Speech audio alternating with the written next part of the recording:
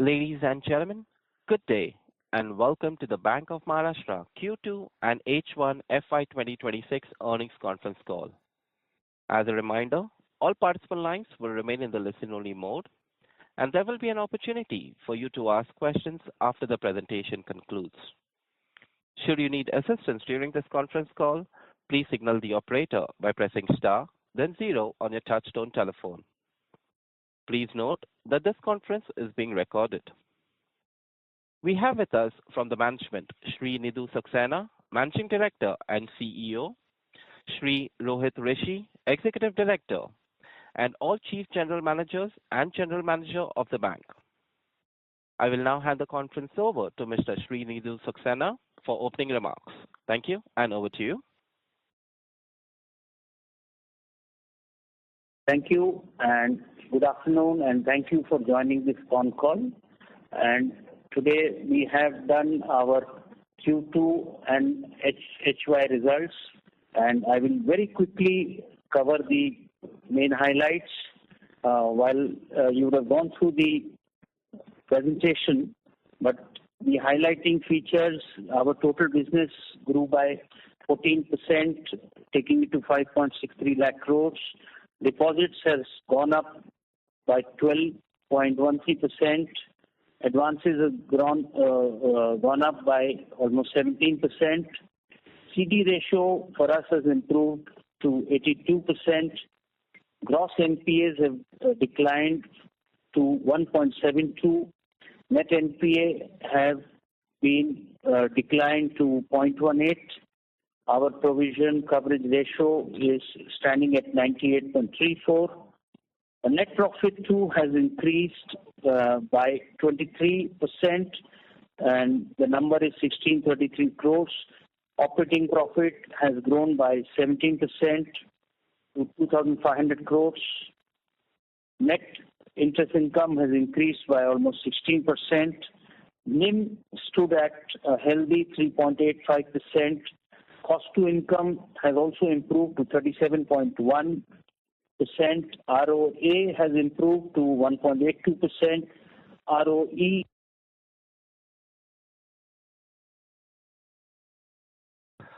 Ladies and gentlemen, we have lost the line of the management. Please stay connected while I reconnect the management. Thank you.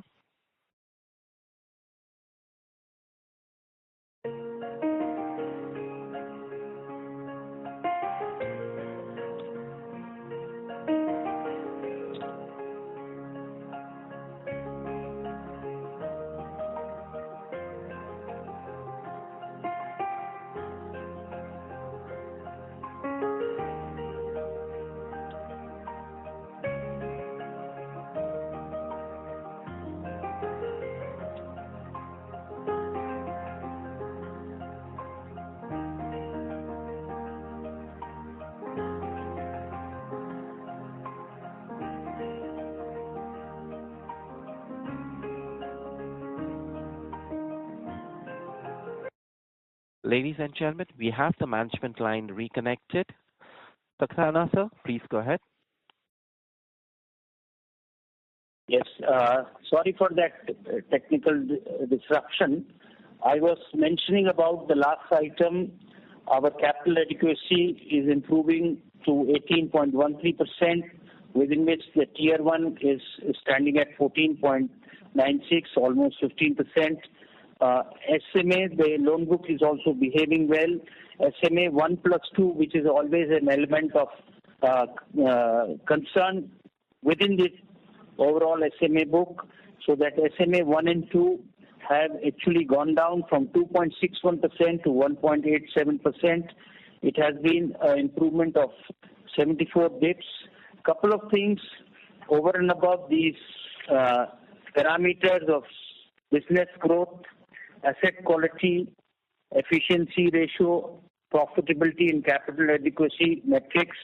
What has happened is I would like to also mention about those. S&P Global has assigned us a BBB minus rating, and which is 3 notches improvement of what other international rating agency has assigned to the bank. So now we have two international agencies that have assigned ratings for the bank. Our GIFT IBU, which was made operational in this quarter within a period less than 6 months of the Reserve Bank of India according approval to our application, we have operationalized the GIFT IBU, and we have closed this half year with 100 million of business in the IBU, and there is a complete pipeline that is getting built to see that we are getting more and more traction in that IBU. We are keeping aspirations. We have yet to put some numbers, but maybe can it be a $1 billion book in the next 12 months? And of course, it should be a profitable business is also our aspiration in the GIFT IBU branch.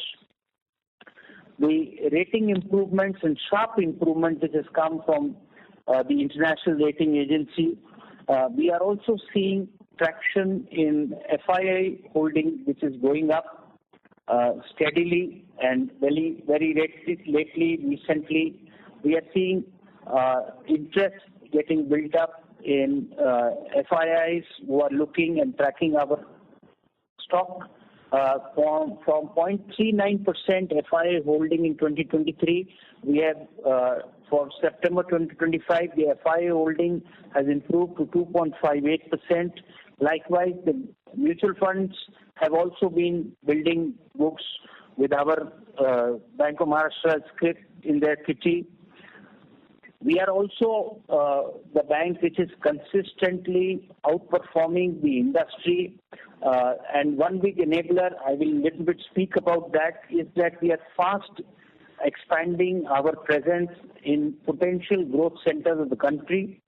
And that is one thing which is not only helped us register this industry, more than industry performance, but it is also helping us sustain this kind of growth performance in the years to come, because this is a 5-year plan to open 1,000 branches in the next 5 years is what the broad board approval we are having, within which in this FY we have taken one big initiative to open 321 branches. So we are calling it as the Project 321, and the plan is to open 321 branches in the next 18 months. And these branches are shortlisted after doing a scientific exercise, using a lot of data points, taking help from an external agency. Am I audible or there is an issue again? Ryan? Sir, you are audible. Please go ahead. Okay, thank you. Thank you, Ryan. So what I was trying to convey is this Project 321 is an ambitious initiative taken in this FY to see that.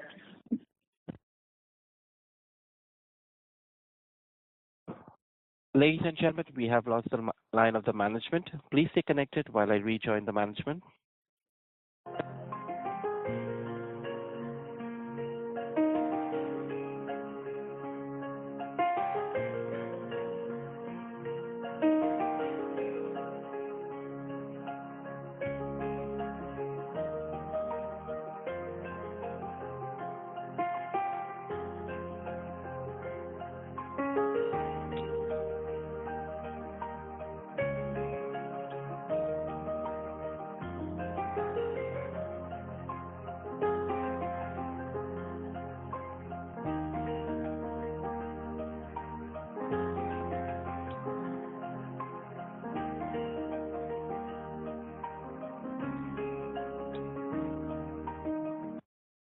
Ladies and gentlemen, thank you for your patience. We have the management line reconnected.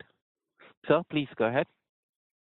Thank you, and I'm sorry once again for that disruption, but I will continue. What we were talking about is the new branch opening that we have shortlisted after doing a scientific exercise, taking help of an external agencies, and for us to understand is these are the potential growth centers of the country, potential growth centers of the nation that we are opening our presence in a phased manner.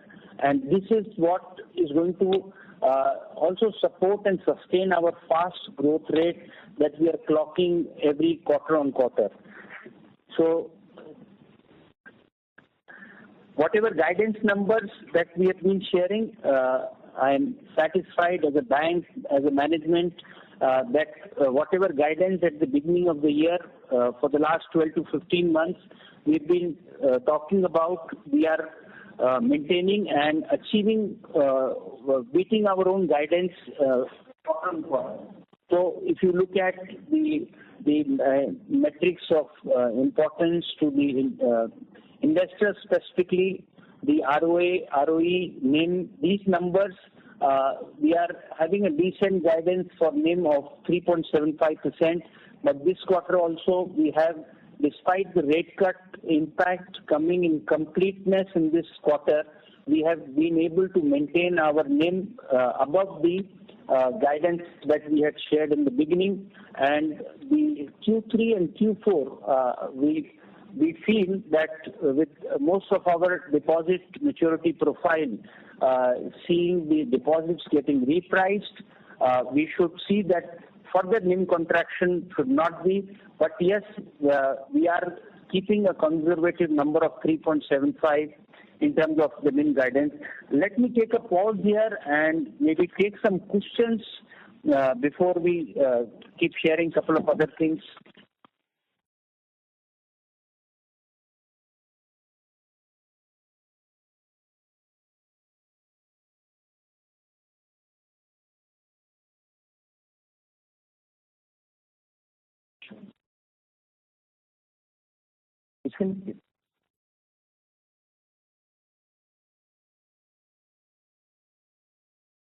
Ladies and gentlemen, we will now begin the question and answer session. Anyone who wishes to ask a question may press star and one on their touchtone telephone. If you wish to remove yourself from the question queue, you may press star and two. Participants are requested to use their handsets while asking a question.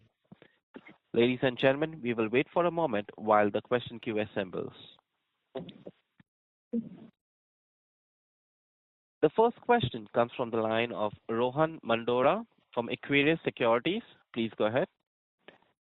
Good afternoon, sir. Thanks for the opportunity. So I wanted to understand the movement on cost of deposits this quarter, which has gone up by 8 bips. So what was the benefit from term deposit rate cut, and what was the adverse impact from the current account changes? The decline in car balances? Right. So if you see our deposit growth for this quarter, year on year, we have grown deposit by 12.12, around that percent, but within which CASA has grown at almost 15%.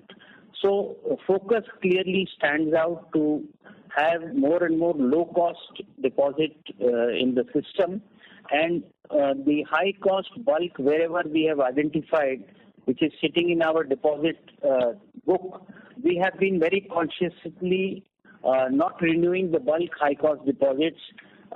So what data I will share is that our bulk deposits have seen a degrowth of 9.9%, minus 9.9 degrowth in the bulk deposits, but deposits have grown majorly from the CASA, which has grown at 15%, and that's how the total story is growing at 12%.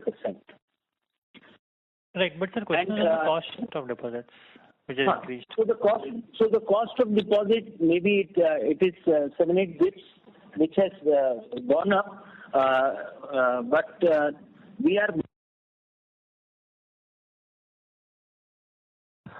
Ladies and gentlemen, we have lost the line of the management. Please stay connected while I rejoin the management.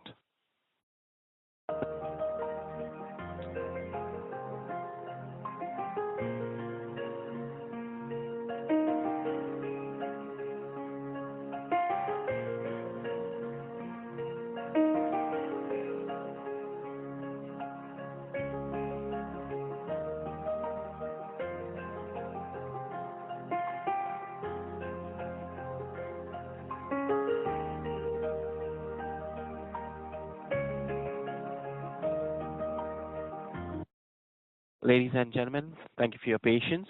We have the management line reconnected. Rohan, if you can please repeat your question for the management. Yeah, hi, sir. I was understanding the cost of deposits increase, the reasons for that. 8 basis So, because we would have taken your question was well understood, and I'd already started, and I think we'll have to bear there is some technical challenge repeatedly, but still I understood your question.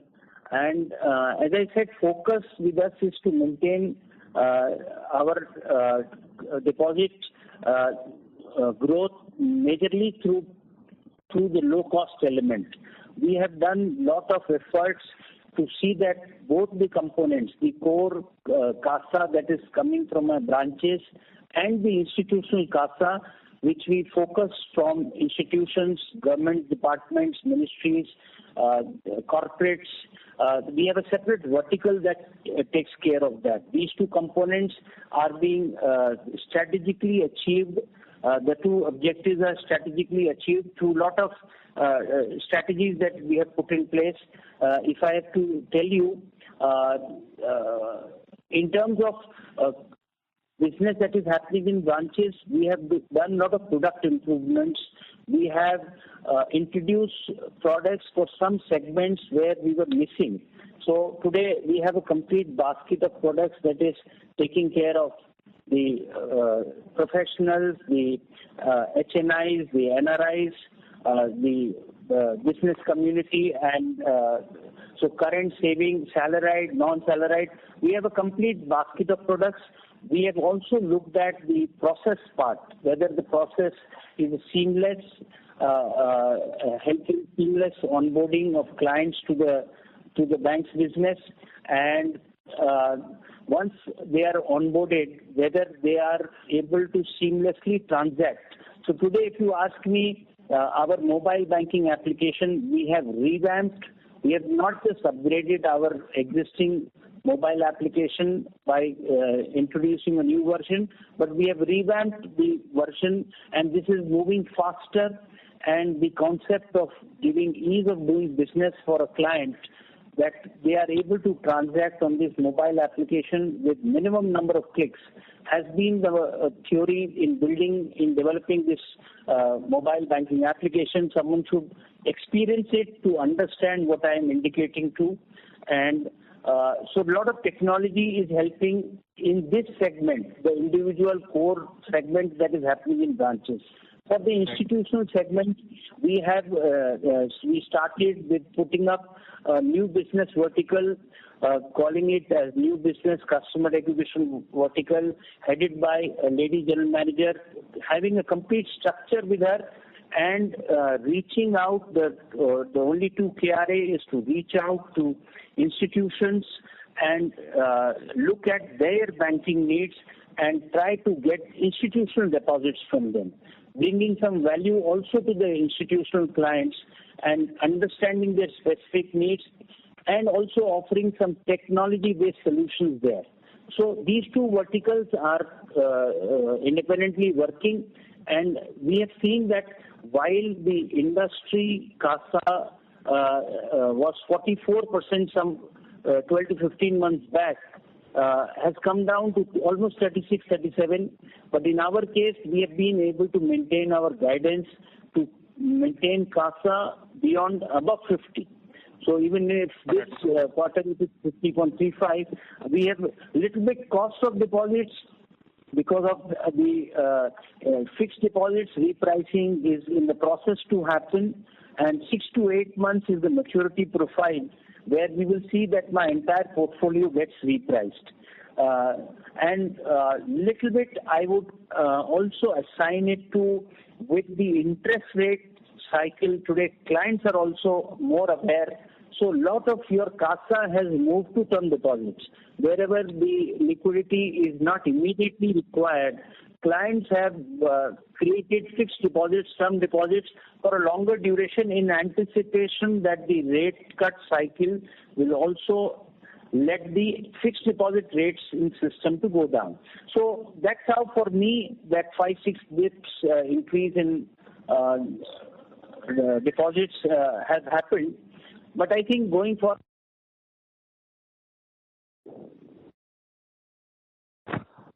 Ladies and gentlemen, we have lost the line of the management once again. Please stay connected while I rejoin the management. Thank you.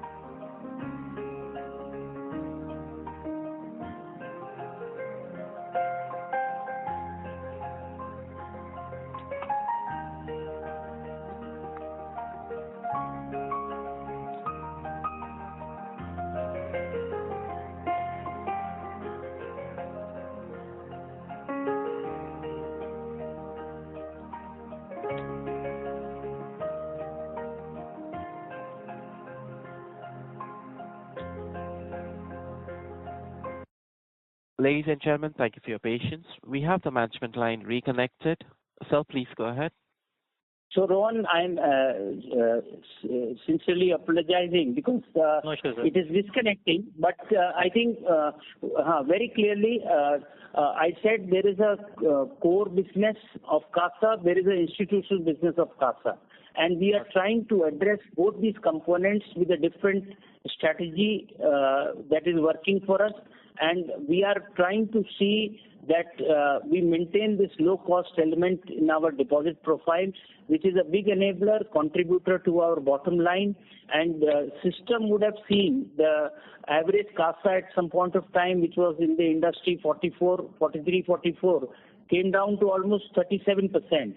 But we have been able to maintain our guidance to maintain it below above 50.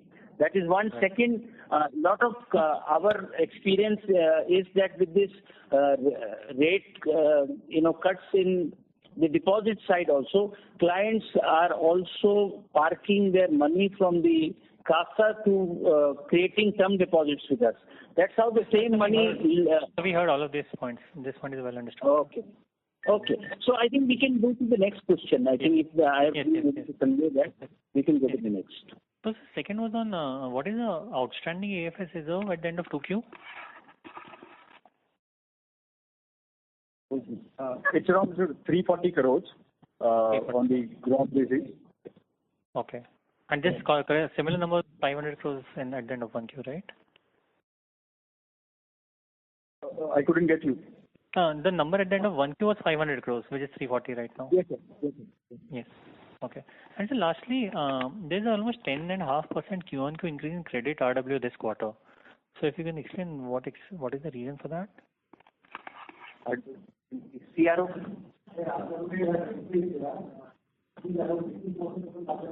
The audio is not clear. Come here and talk. One second. My CRO is just joining the call and he will respond. He's almost there. Yeah. Sir, if you see that total RWA from the June to September has increased around 16,000, out of which if we break up, the credit RWA has increased around 15,000 and market risk RWA has increased around 1180. If you see the credit RWA has increased because of advances, that gross advances increased around 14,000 crores and there is some extra undrawn use there. So that is also increased around 7,000 crores. Swap Milaki is around 16,000 crores around credit RWA has increased. Okay. So the higher share is because of the undrawn lines as well. Okay, sir, got it.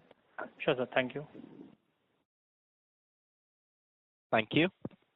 We take the next question from the line of Abhishek Kotari from Aviva India. Please go ahead. Sir, if you could guide with respect to your growth that I'm seeing in the RAM portfolio, retail has grown very nicely, but SME and agri, the growth is lagging behind. So any thoughts over there? So RAM overall share is 60-38. Our guidance has been to maintain it at 60-40 plus minus 2%. Yes, we are doing a conscious rebalancing again in that other two verticals. The idea behind is the loan book that we are creating, and it must be of good quality borrowers, prime borrowers, and so in the agri portfolio, what we are making a shift is we are going to from production credit to investment credit, and trying to look at reaching out some mid-segment kind of clients.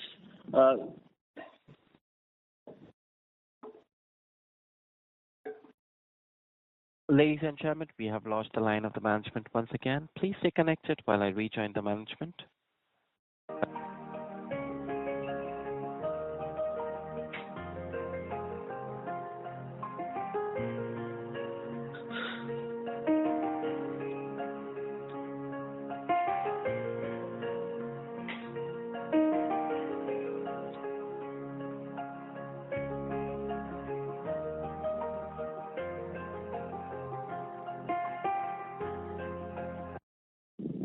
Ladies and gentlemen, we have the management line reconnected. Sir, please go ahead. So while the overall guidance is 60-40 plus minus 2%, we are already at 62. But if you see in the retail, there are a couple of products which are seeing a lot of traction. The housing loan, home loans are growing at fast growth rate of 30-31%. For us, gold loans have grown at 47%. Vehicle loans have grown at 49%, and these are our own set of clients who've been banking with us.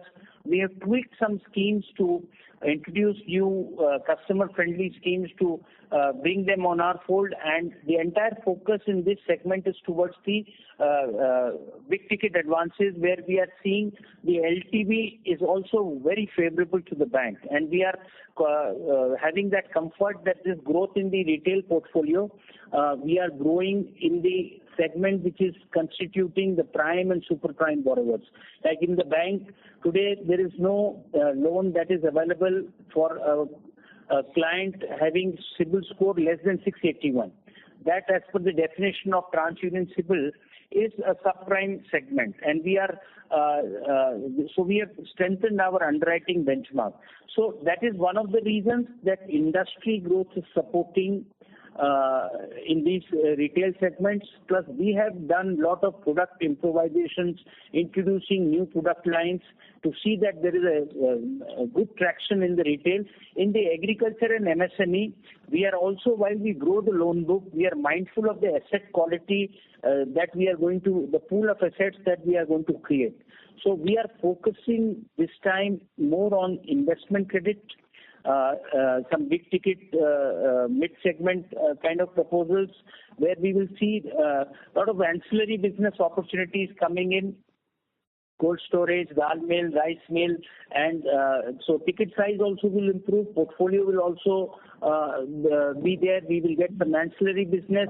We will get some tangible securities which are going to be with those credit limits that we are going to consider for borrowers. So that kind of consciousness migrating from production link to investment link credit.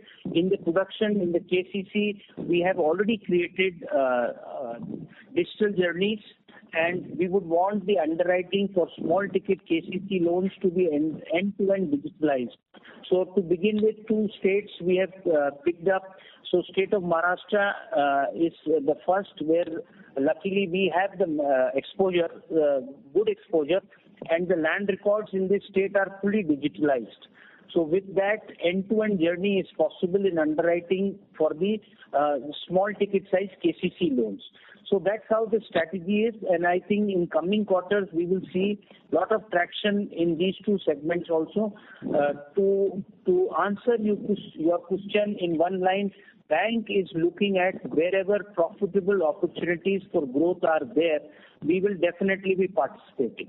But we'll be mindful of the quality of the loan book that is getting created and how the loan in times to come should be behaving. We are fully mindful of that, and then that's how we are going to increase. Okay. Sir, your capital consumption was high in this quarter, around 193 bits. You have a resolution or board approval in place for fundraise. So by when could we expect your fundraise to come by? Will it be in this fiscal, let's say Q4, or will it go to next fiscal?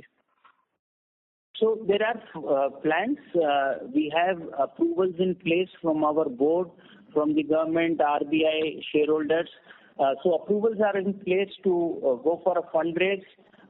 Within this FY, we are looking at the opportune time and opportune mode to do that. And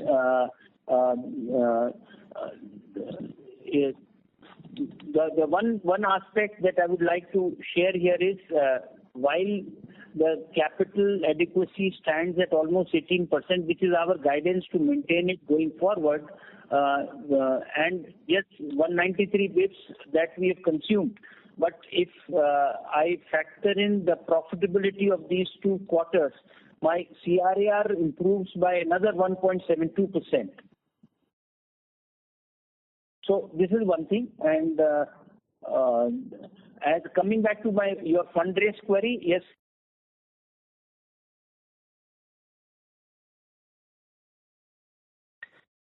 Ladies and gentlemen, we have lost the line of the management once again. Please stay connected while I rejoin the management. Thank you.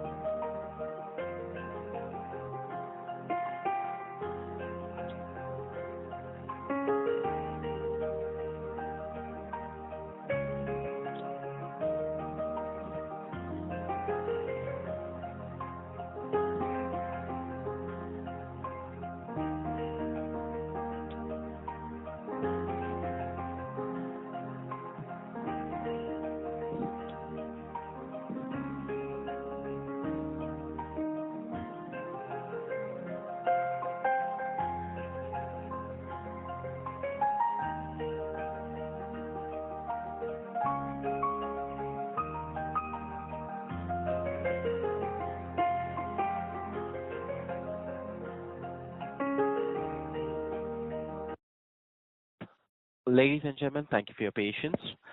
The management line is facing some technical problems, so please stay connected while they fix the problem. Thank you.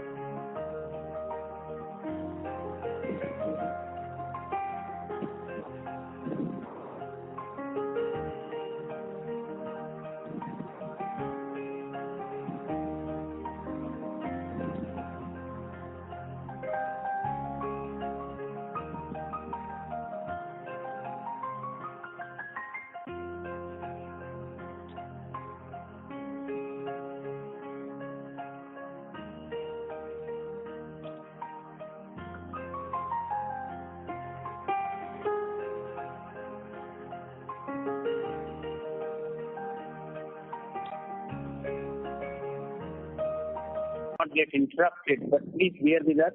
And so we were trying to explain the capital raising question. Yes, there are definite plans.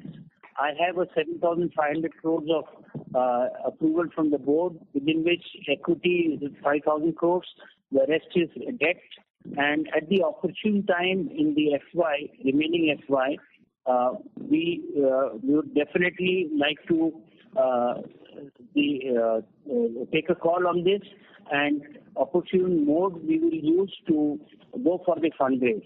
There will be two reasons for us. Just to ask, would you be raising the entire 5,000 crore, or like it'll be like 2,500 crore kind of a number? So, since this enabler is there and we take it from the beginning of the year, so that approval is on the higher side. If you ask me, with healthy CRAR of 18%, there is no urgent, emergent need for raising the growth capital. But going forward, our guidance is to maintain at this healthy level, and that makes the case for going for a capital raise to fund the growth that we are fast clocking. And the branch expansion, reaching out to new geographies, is only helping us with more and more business opportunities coming to the bank. And the second one of the reason with us is that we started the last FY with the Government of India holding standing at 86.46%. With the last rate, it has come down to 79.6. So it is below 80 now. To comply with the SEBI NPS norm, we have just to complete this tranche of 4.6%. And once that is happening, we are seeing complying with the SEBI guidelines of minimum public shareholding. So these two reasons are very much there, which are there in our mind, and at the opportune time, we are definitely going to decide to do this effort within this effort. Thank you, sir. Thank you. Ladies and gentlemen, in the interest of time and fairness to others, we request you to restrict to 2 questions per participant. We take the next question from the line of Suraj Das from Sundaram Mutual Fund. Please go ahead. Am I audible? Please go ahead. Yeah. Hi, sir. Thanks for the opportunity. Sir, 2 questions. First one, your agri GNPA has increased quite a lot over the last 1 year, and the number is touching almost 10% now. Anything specific that is happening there, or any particular state, or anything there? That is question 1. Question 2, sir, your comment on ECL, any impact there on both the credit cost or the asset quality side, as well as on the fee income side, because now I think fee will be amortized. So these are my 2 questions. So there are 3 elements of your question, if I have understood correctly. One is the increase in the agricultural NPA. Second is on fee income. And what was the third part? Credit cost. So this is again... sorry, fee income and credit cost is in the context of ECL. Okay, understood. So ECL, I will take that, and agri NPA. So agri NPA, this again is a conscious strategy to recognize the issue and then go ahead and resolve it. So although what we have seen is the first half of the year, and more particularly the first quarter, we would see some slippages in the agri segment. But we had also been trying to rebalance our agricultural loan book. As I was mentioning a little while ago, that what is the segment of agriculture that we will be looking at. So my...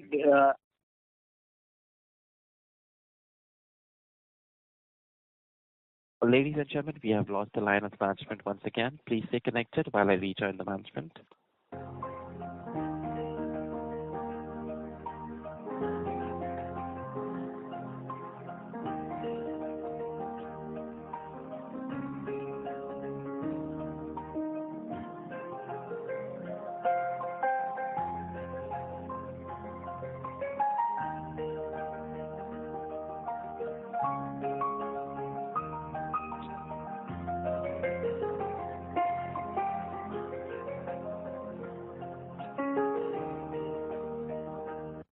strong monsoon. Ladies and gentlemen, we have the management line reconnected. Sir, please go ahead. So we were discussing agricultural NPA. What we have seen some, agriculture stress in some pockets, in some branches where we have seen incessant rains and flooding and those kind of small issues. At the holistic level also, I mentioned about we are, rebalancing our agri book and taking it towards the investment credit side. So we were little slow in doing the production KCC credit. For some time, we had consciously decided to have the underwriting in one level above, not allow the branches. So somehow the portfolio in terms of volume has not grown. So denominator actually reduced and the NPA stays there, and you see the percentage slightly going up. So this is one also the RBI guidelines on classifying your advances, gold loan advances, agriculture had gone some changes, and then again it has gone for some change. So that's how a lot of our agriculture classified gold loans, we had marked them as non-priority to comply with the RBI guidelines, and it was a substantial number. So in real terms, nothing has happened in the agriculture NPA, but this rebalancing plus this RBI guidelines undergoing a change, which again now up to 2 lakhs they have RBI has permitted, and we are again able to reclassify that to the agriculture gold loans, because anything and everything that is getting to be done has to be compliant with what the regulator expectations, regulator guidelines are. That is first and foremost requirement. So this is how the agriculture NPA for the moment is looking elevated, but we are very consciously working on it. And going forward, we don't see any major challenges. Our strategy may take a quarter or two when we are onboarding fresh advances, big ticket advances in the agri segment, and we are able to build the denominator also. So you will see the percentage also normalizing in this and the following quarter. Coming to the next question is ECL. ECL calculations, once it was indicated as something as a forthcoming guideline, so the broad number is there with us, 2,500 crores. We had already started proactively providing for ECLs provisioning. I am holding in my balance sheet 250 crores of ECL provisions. But if I give you a sense of it, it is 2,500 crores to be maintained from 1st April 2027 to 2031, 31st March. So there is a glided path available. The number is requiring me to provide 100 to 125 crores every quarter towards ECL, which is a number which is very well managed, and we see absolutely no challenge in making those provisions when the guidelines are coming into effect from 1st of April. And credit cost, yes. So credit cost has seen slight improvement in this particular quarter. Credit cost has actually come down from Q on Q, if you look at, from 1.19 to 0.92. So I think our new underwriting norms, which are put in place for the last 10-12 months, wherein even in the individual segmented loans, we are not underwriting to the subprime category. For the MSME loans, we are benchmarking our underwriting to CMR ranks given by the TransUnion CIBIL. So anything which is below the investment grade, it is not considered in the bank. So only CMR 1, 2, 3, 4 and up to CMR 5, which are defined as investment grade, is what so we have restricted. So all these, if I give you a sense, data, home loans that have happened in this bank, this fantastic growth of 30%, after we have introduced that no home loans below 681. So in the last 12 months, what home loan sanctions have happened with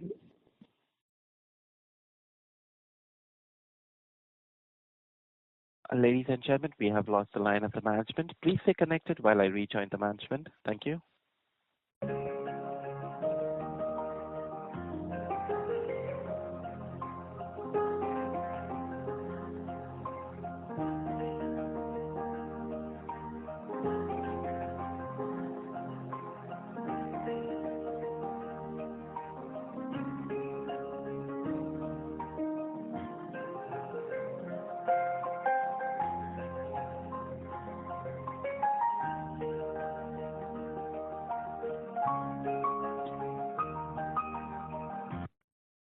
Ladies and gentlemen, we have the management line reconnected. Sir, please go ahead. Yes. So I was sharing an example, an outcome of the one simple step of no underwriting in the bank below 680, even in the home loan segment, one product category. So my 27% of home loan sanctions that have happened in the last 12 months are 800 and above CIBIL score category. 57% has happened in CIBIL score category 750 and 800. So you will see the major underwriting that is happening is in the prime and the super prime categories. So that's how in times to come, quarters to come, we will see that the slippage number which has shown slight improvement, we are on the right track of building a loan book which is of right rated, good rated borrowers, prime category borrowers, and slippages which is a guidance for us is to maintain below 1%. We would be able to maintain it on a sustainable basis. Sure, sir. Just one follow-up, sir. On the fee income, do you see any decline in fee income because now you have to amortize fee under ECL versus now I think upfronting of fee income? Yeah. So we are the way we are growing the credit and along with fund-based, non-fund-based. So the opportunities that we are creating for enhancing our fee-based processing charges, LCBD commission.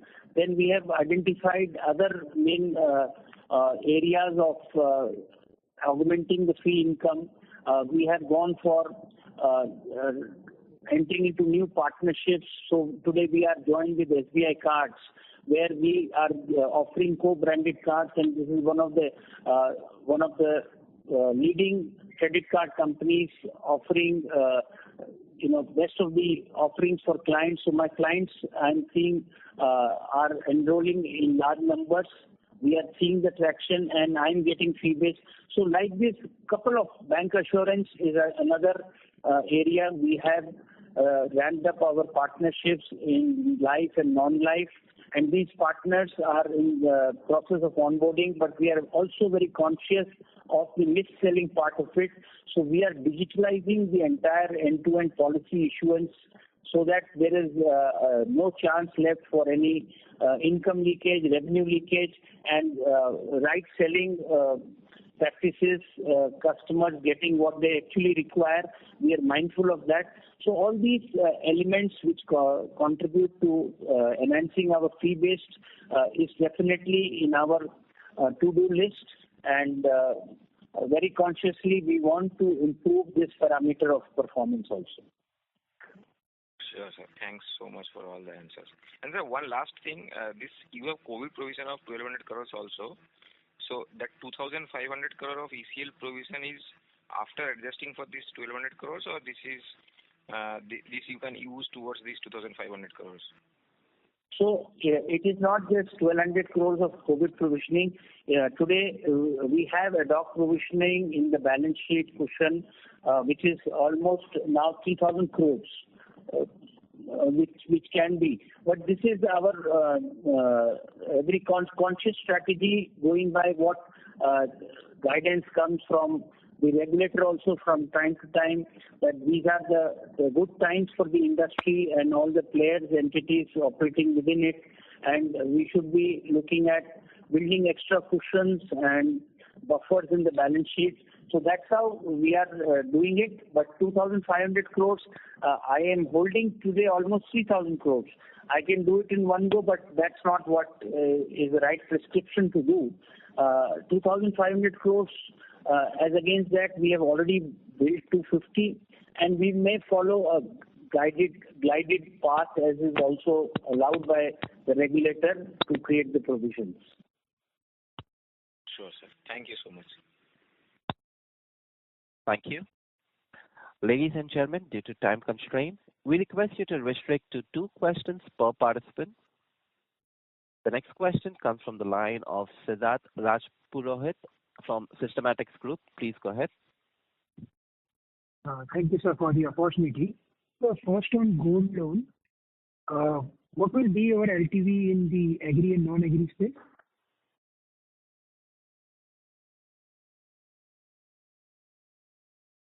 Ladies and gentlemen, we have lost the line of the management. Please stay connected while I reconnect the management. Thank you.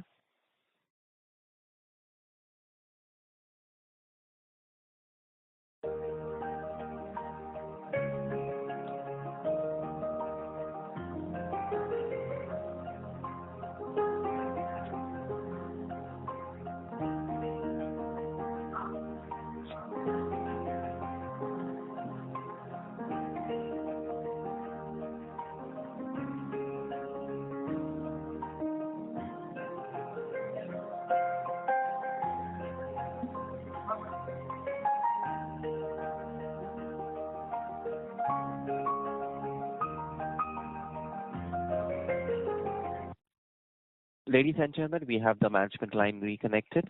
So please go ahead.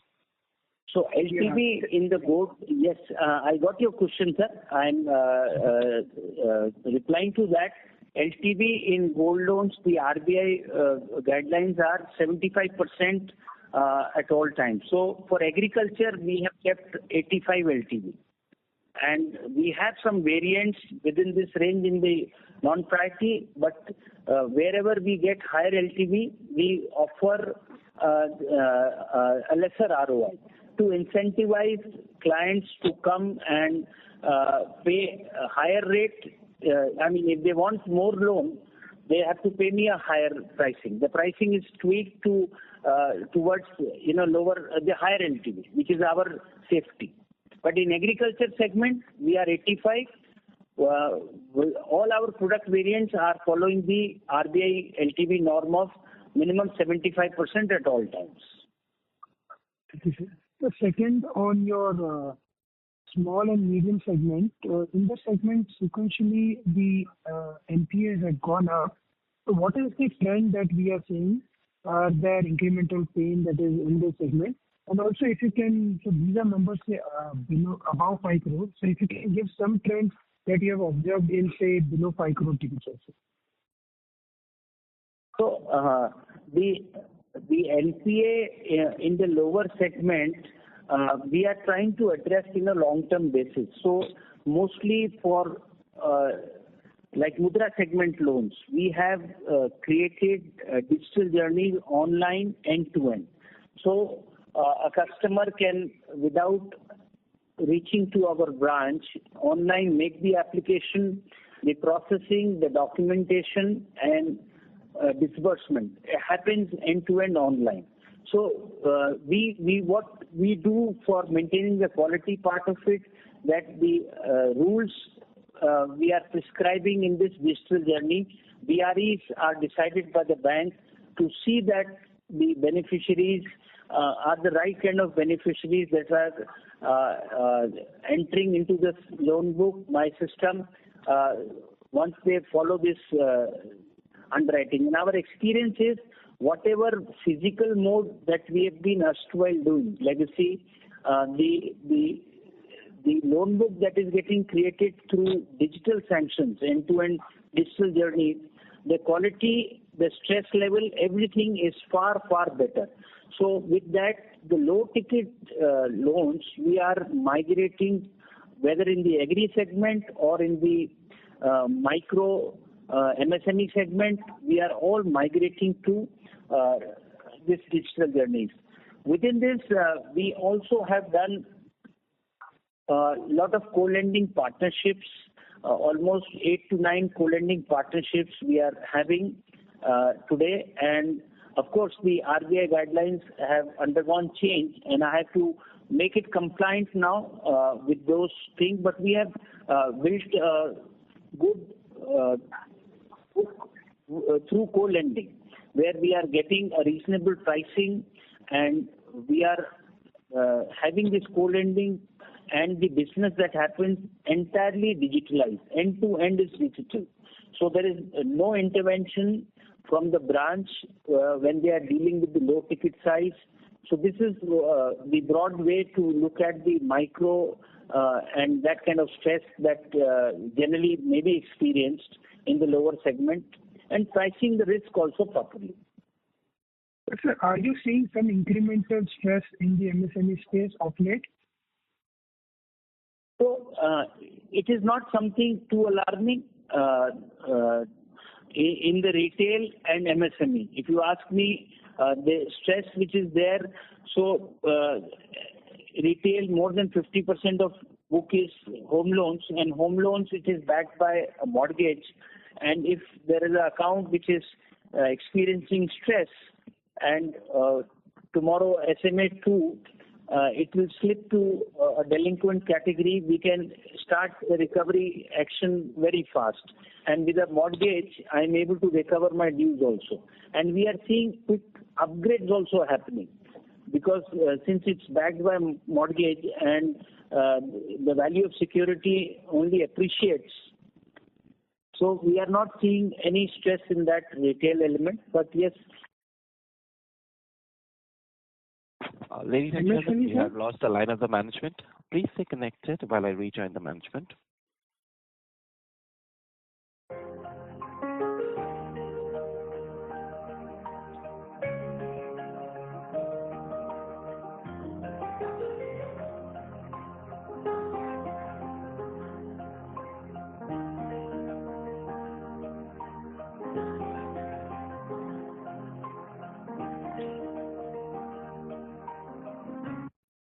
Ladies and gentlemen, thank you for your patience. We have the management line reconnected. Sir, please go ahead. So just a final question, sir. On the MSME particularly, sir, are you seeing an incremental stress? So MSME, in fact, if you see my absolute number, it has percentage terms, it has gone down from 2, which slide number it is? Slide number 20. In the presentation, if that is accessible to you, sir, MSME has the stress number, where is it? From 2.39 to 1.78. So year on year, if you see, September 24 was 2.39. It has come down to 1.73 now. If you see for my bank, the MSME portfolio is also behaving well. There's no issue. Thank you. We take the next question from the line of Akshay Badlani from HDFC Securities. Please go ahead. Hello. Yeah, hi. Thank you for taking my question. I just wanted to understand, given the fact that the ECL provisions, the impact is 100 to 125 crore per quarter. So what are we sensing in terms of a credit cost, like a sustainable credit cost guidance if we could get? Also, given the fact that our tax rate, would get normalized also at, maybe some extent in 26 or 27. So what could be the normalized credit cost, range that we are looking for? Right. So credit cost guidance has been to maintain it below 1. And if you see September 25, we have achieved 0.92%. On a half-yearly basis, it is marginally 2 basis points above 1.02. So I think we are seeing that the steps that we have taken to keep the credit cost in line, they are delivering the results. And this guidance number going forward also we would be maintaining to keep the credit cost below 1%. This is including the ECL impact as well, that will additionally provide for the next 4 to 5 years, right? Right. So mostly if you see in terms of IRAC norms, if you look at my NNPA, it is 0.18. Now, to maintain that kind of NNPA number, whenever every quarter, whenever we are encountering slippages, so as against the RX norm of providing 15%, on day one we are providing 100%. So that's how my credit cost also looks elevated. But if I say from the RX perspective, it is ranging from 0.4 to 0.45 in real terms. If I look at as per the regulator norms, my credit cost is 0.4%. But because of this maintaining the fine and NPA of 0.18, I am providing 100% against the regulatory prescribed of 15%. Understood. And just And another we also question. hold, Yeah. sorry, just to add, we also hold our PCR, if you see, is 98.37 now. With 98.37, I don't have the pressure of aging provisions. It's mostly book which is provided for. Minus TWO, it is also 90.37.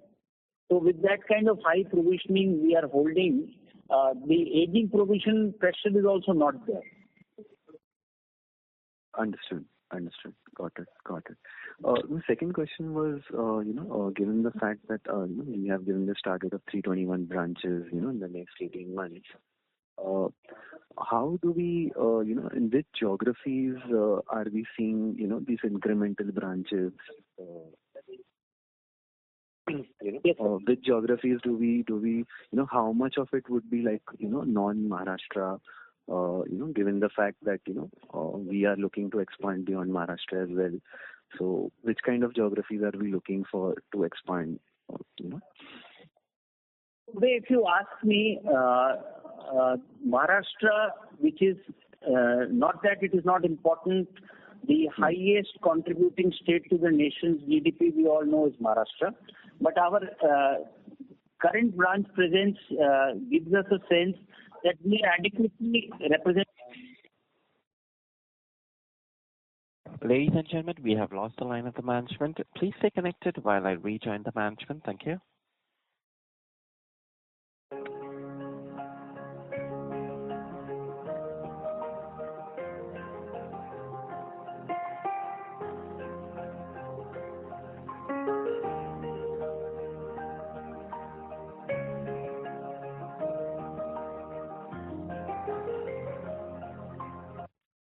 Ladies and gentlemen, we have the management line reconnected. So please go ahead.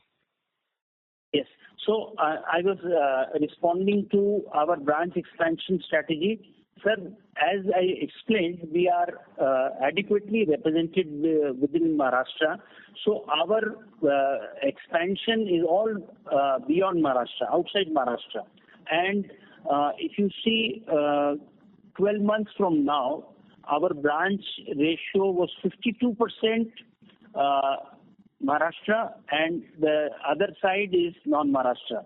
That ratio has changed to 42% now in Maharashtra, rest is all outside Maharashtra. And the 1,000 branches that we have taken approval and the 321, it is all opening branches outside Maharashtra. And very consciously, we are planning our presence where two things are happening. One, there is an existing banking business potential already there. Second, the growth is also happening. So the scientific work that we have done using a lot of data points, they have down to the pin code level.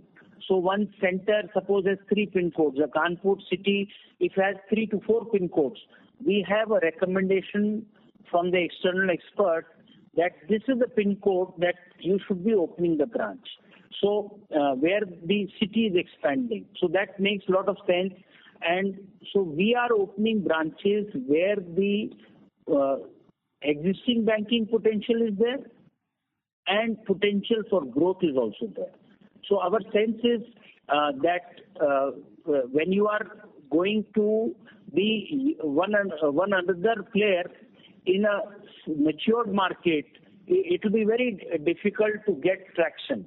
But if you are going to open your shops in places where the opportunities are increasing. Business is growing. You will find that there'll be a scope for a new player to also garner reasonable business in the first year of operations. And we have very clear laid down metrics that if it's a metro branch, that branch, how much of business in the next 12 months of opening is that they will be expected to garner, within which what should be the ratio of advances, what is deposits, and we would expect a branch on their own to become a profit center head for us. So that's how very clearly measurable metrics for the new branches in metro, urban, semi-urban, and rural.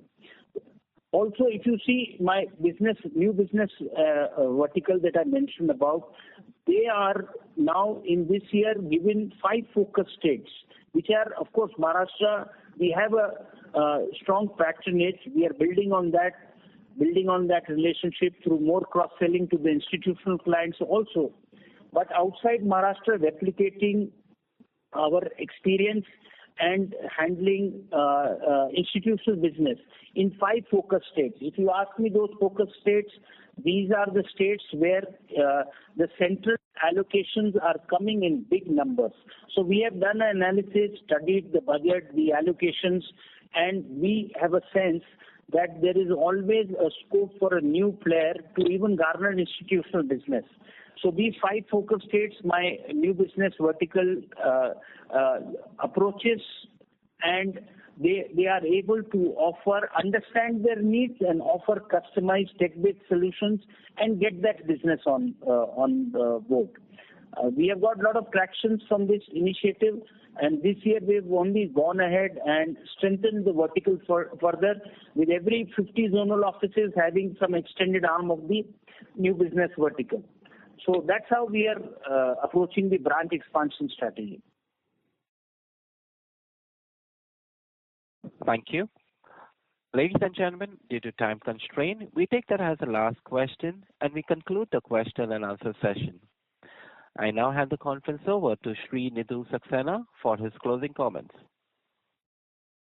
So I think there were rounds of disruptions and probably some time got consumed, but we are very actively and aggressively doing the reach out outside these quarterly calls and meeting the investors and analysts and the community as a whole, both domestic and foreign.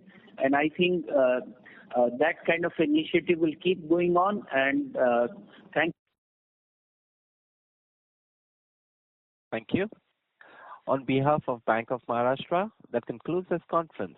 Thank you for joining us, and you may now disconnect your lines.